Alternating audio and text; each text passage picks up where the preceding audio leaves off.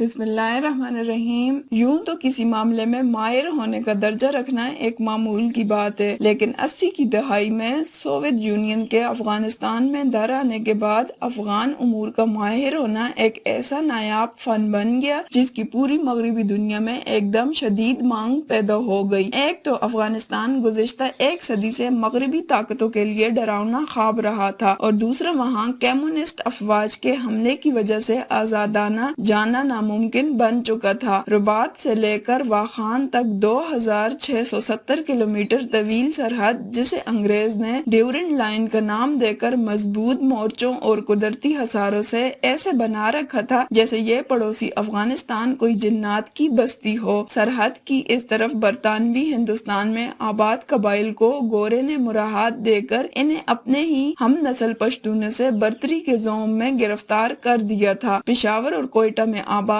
ان پشتونوں کے ماضی، انگریز سے وفاداری اور موجودہ معاشی و تعلیمی برتری انہیں ہمیشہ یہ فکرہ دہرانے پر مجبور کیا کرتی کہ اگر یہاں انگریز نہ آتا تو ہماری حالت بھی افغانستان کے پشتونوں جیسی ہی رہتی۔ چمن شہر جس کا افغانوں سے صبح و شام کا واسطہ ہے، وہاں کے لوگ بھی سردیوں سے پہلے اپنے گھر بار والوں کو یہ کہہ کر متنبع کیا کرتے تھے کہ کنداریان را روان دی، کنداری آ رہے ہیں، یعنی اپنے آپ کو محفوظ کرو۔ کندار کی جانب سے افغانی پشتون ہر سال سردیوں کے چند مہینے گزارنے آیا کرتے تھے۔ افغانستان ایک ایسا خطہ تھا جو دنیا بھر کے لیے ایک افسانہ یا طلسم ہوش ربا سے کسی طور کم نہیں تھا۔ کابل کا جدید شہر ہی وہ مقام تھا جہاں تک دنیا بھر کے لوگوں کی رسائی ممکن تھی۔ وہیں کاروان جیسی فلمیں بنتی اور قصہ گو افسانہ طراز سیاح اور مورخ کہانیاں اور سفر نامے تحریر کیا کرتے۔ افغانستان کے اس مرتبان جیسے بند ماحول کے ساتھ ایک اور ظلم اس وقت ہوا جب اس کی زار روس کے ساتھ شمال مغربی سرحد پر، جو تقریباً ڈیورنڈ لائن جتنی ہی طویل تھی، اس کے پار قدیم روس میں 1917 میں کمیونسٹ انقلاب آیا تو وہ سرحد بھی ایک آہنی دیوار بن گئی۔ یوں افغانستان جو پہلے ہی جغرافیائی طور پر ایک کٹا ہوا علاقہ تو تھا ہی، اب باہر کی دنیا والوں کے لیے ایک خواب و خیال بن کر رہ گیا۔ پاکستان بنا تو سرحدی علاقوں میں کانگریس کے حمایتی غفار خان کی سرخ پوش حکومت کی وجہ سے افغانستان کو پاکستان کے لیے نہ صرف اجنبی بلکہ دشمن صورت بنا دیا۔ دنیا بھر سے کٹے ہوئے اس ملک کے جنوب میں ایک ایران واقع تھا جس سے اس کے تہذیبی رشتے اور مشترک تاریخ بھی تھی، مگر وہاں امریکی تھانے دار شاہ ایران کی موجودگی اور افغان حکومت کے سوویت یونین سے گرم جوش تعلقات نے اس سرحد کو بھی ناقابل عبور کر دیا تھا۔ یوں گزشتہ صدی کے دوران افغانستان کی یہ سرزمین دنیا بھر کے لیے ایک طلسم زدہ، حیرت کدہ اور ناقابل یقین حد تک اجنبی اور نامانوس ہی ٹھہری۔ 1979 میں سوویت یونین نے اپنی افواج افغانستان میں داخل کی تو اسی سال شاہ ایران کے ساتھ ساتھ امریکہ بھی ایران سے رخصت ہو گیا۔ آیت اللہ خمینی کے ایران نے مغربی اقوام کے لیے اپنی 921 کلومیٹر طویل سرحد بھی ناممکن بنا دی۔ اس سرحد سے کبھی کوئی بھولا بسرا سیاح یا خطرات سے کھیلنے والا صحافی ہلمند کے ریگستان عبور کرتا افغانستان میں داخل ہو جایا کرتا تھا۔ یہی وجوہات تھی کہ افغان جنگ کے آغاز میں جو شخص افغانستان کے بارے میں تھوڑا بہت جانتا تھا اسے بہت کچھ تصور کر لیا گیا، اور جس کسی نے کبھی ایک دو مضامین بھی تحریر کیے تھے اسے ماہر افغان امور کا درجہ، مقام اور مرتبہ مل گیا۔ افغانوں نے سوویت یونین سے لڑنا شروع کیا تو جنگ عظیم دوم کے بعد سرد جنگ کی آگ سلگا کر آرام سے بیٹھے ہوئے مغرب نے انگڑائی لی۔ مغرب کے لیے افغانستان ایک ایسی سرنگ تھی جس کے راستے وہ سوویت یونین کے فولادی قلعے میں نقب لگانا چاہتا تھا، لیکن وہ اس سرنگ کے محل وقوع، گرد و پیش آباد بستیوں، بود و باش غرض کسی بھی چیز سے واقف نہیں تھا۔ اندھے کنویں میں کون چھلانگ لگاتا ہے؟ اسی لیے ان گنے چنے ماہرین افغان امور کو دنیا بھر میں تلاش کیا گیا، انہیں قیمتی متاع سمجھ کر نوازا گیا، لائبریریوں میں پڑھی کتابوں سے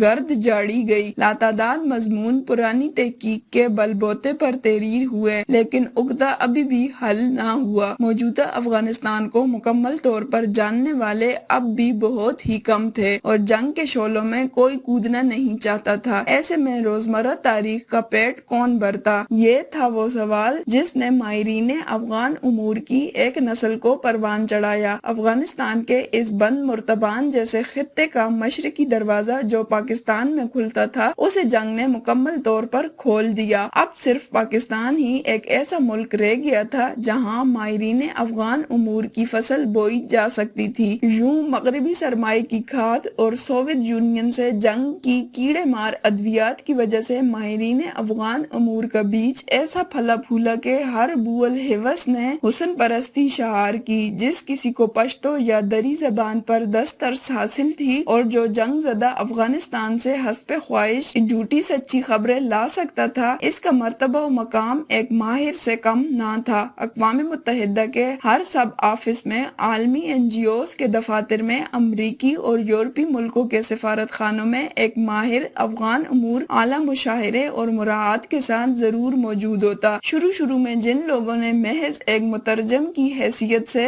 गोरों के साथ नौकरी का आगाज किया था, वो चंद सालों में माहिरीन अफगान उमूर कहलाने लगे। इनमें से ज्यादातर वो थे जो अफगानिस्तान से हिजरत करके पाकिस्तान आए थे, लेकिन निस्बतन खुशहाल घरानों से थे और कैंपों की बजाय शहरों में मुकीम हो गए थे। इसके अलावा पाकिस्तान की यूनिवर्सिटियों, अखबारात और टेलीविजन पर भी माहिरीन अफगान उमूर की एक नई दुनिया आबाद हो गई। थोड़ी बहुत तारीख, हालात हाजरा और पुश्तो या दरी जानने वालों के लिए ये काम बहुत आसान था। आपको सिर्फ वैसा ही तज्जिया लिखना था जैसे मगरिब या अमेरिका चाहता था और आप बेधड़क जो चाहे कह सकते थे, क्योंकि कौन अफगानिस्तान की जंग की आग में कूद कर वहाँ जाएगा और मालूम करेगा कि आपने सच बोला है या झूठ। जो माहिरीन अफगान उमूर जितना ज्यादा चर्ब जबान, किस्सा गो, कहानी नवीस और अफसाना तराज था, इतना ही मकबूल, मारूफ और मशहूर कहलाया। यही वो लोग थे जिनकी चर्ब जबानी की भूल भुलैयों में उलझ कर और जिनके तज्जियों को हकीकत जानकर अमेरिका अपनी तमाम ताकत और गरूर के साथ अफगानिस्तान की दलदल में ऐसा उतरा के खाक चाट कर वहाँ से निकला। जब तक अमेरिका वहाँ मौजूद रहा, इन माहिरीन अफगान अमूर की चांदी थी। इनके दिन सुहाने और रातें आबाद होती रहीं।